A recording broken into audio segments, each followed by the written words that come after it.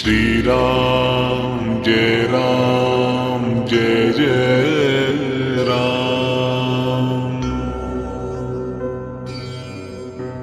श्री राम जय राम जय जय राम। श्री राम जय राम जय जय राम।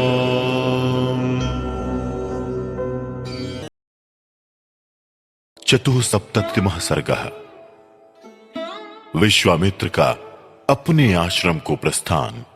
राजा जनक का कन्याओं को भारी दहेज देकर राजा दशरथ आदि को विदा करना। मार्ग में शुभाशुभ शकुन और परशुराम जी का आगमन।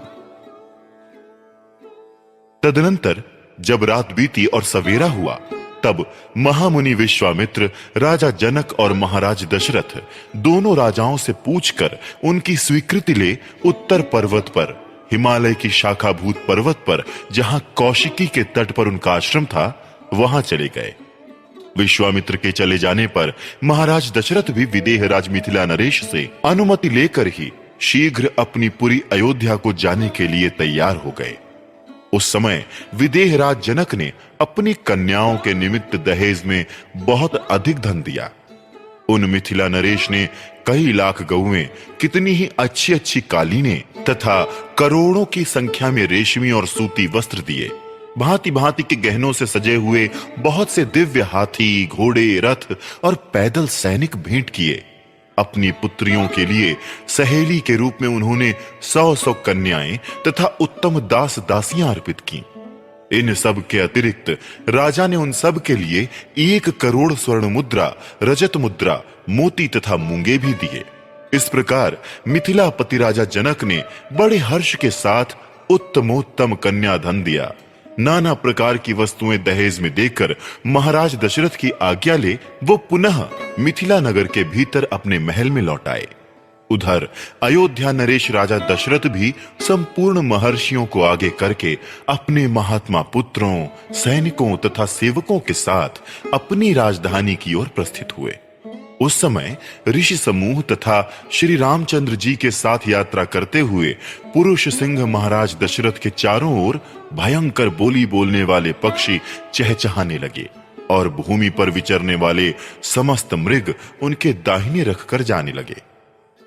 उन सबको देखकर राज सिंह दशरथ ने वशिष्ठ जी से पूछा, मुनिवर, एक ओर तो ये भयंकर पक्षी घोर शब्द कर रहे हैं और दूसरी ओर ये मृग हमें दाहिनी ओर करके जा रहे हैं। ये अशुभ और शुभ 2 प्रकार का शकुन कैसा? ये मेरे हृदय को कंपित किए देता है। मेरा मन विषाद में डूबा जाता है। राजा दशरथ का यह वचन सुनकर महर्षि वशिष्ठ ने मधुर वाणी में कहा, राजन, इस शकुन का जो फल है उसे सुनिए। आकाश में पक्षियों के मुख से जो बात निकल रही है वो बताती है कि इस समय कोई घोर भय उपस्थित होने वाला है, परंतु हमें दाहिने रखकर जाने वाले ये मृग उस भय के शांत हो जाने की सूचना दे रहे हैं। इसलिए आप ये चिंता छोड़िए। इन लोगों में इस प्रकार बातें हो ही रही थीं कि वहां बड़े जोर की आंधी उठी। वो सारी पृथ्वी को कंपाती हुई बड़े बड़े वृक्षों को धराशायी करने लगी। सूर्य अंधकार से आच्छन्न हो गए। किसी को दिशाओं का भान न रहा। धूल से ढक जाने के कारण वो सारी सेना मूर्छित सी हो गई। उस समय केवल वशिष्ठ मुनि, अन्यान्य ऋषियों तथा पुत्रों सहित राजा दशरथ को ही चेत रह गया था। शेष सभी लोग अचेत हो गए थे। उस घोर अंधकार में राजा की वो सेना धूल से आच्छादित सी हो गई थी।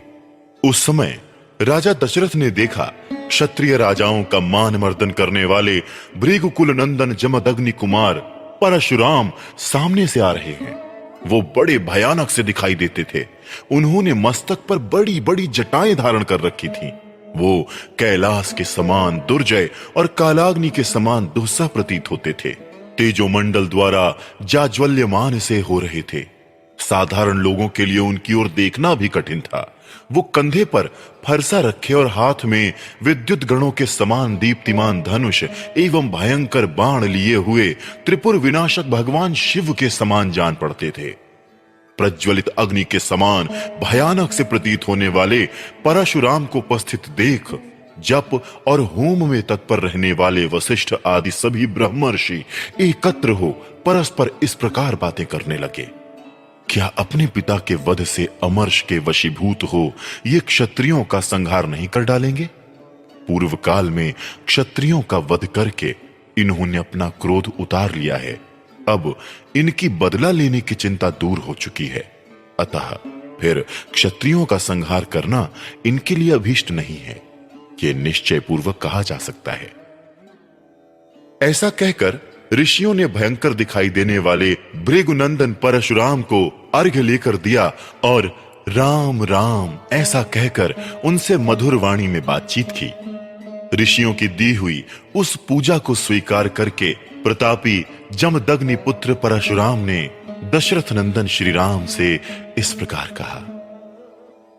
इस प्रकार श्री वाल्मीकि निर्मित आर्ष रामायण आदि काव्य के बाल कांड में 74वां सर्ग पूरा हुआ।